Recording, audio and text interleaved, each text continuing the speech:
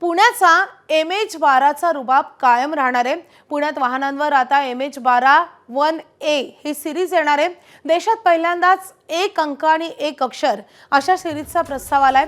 सध्या पुण्यातील वाहनांवर MH12 अक्षरांची शेवटची सिरीज सुरू आहे। MH12 ZZ ही सिरीज सुरू झाली असून यानंतर कोणती सिरीज सुरू करायची असा प्रश्न पडलेला आहे। त्यानंतर RTOनं MH61 ही सिरीज देण्यात येण्याची चर्चा सुरू झाली होती। मात्र MH12 ही पुण्याची ओळख आहे आणि त्यामुळे MH12 1A अशी सिरीज सुरू होऊ शकते।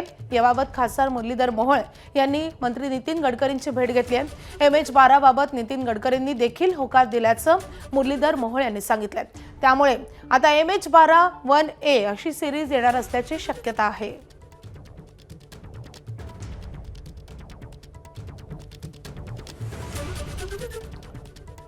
तर पुण्यामध्ये सगळ्या वाहनांची सिरीज आहे MH12। मात्र ही सिरीज आता संपत आली आहे आणि त्यामुळे आता MH61 अशी सिरीज देण्याचा विचार सुरू होता।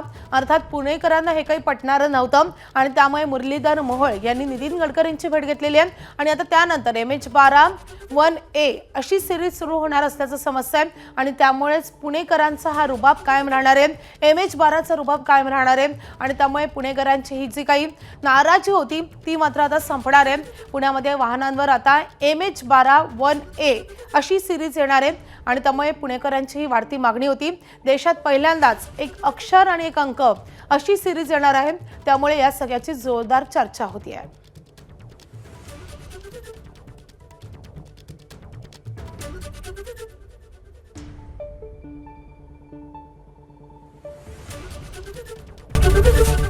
एबीपी माझा, उघडा डोळे बघा नीट।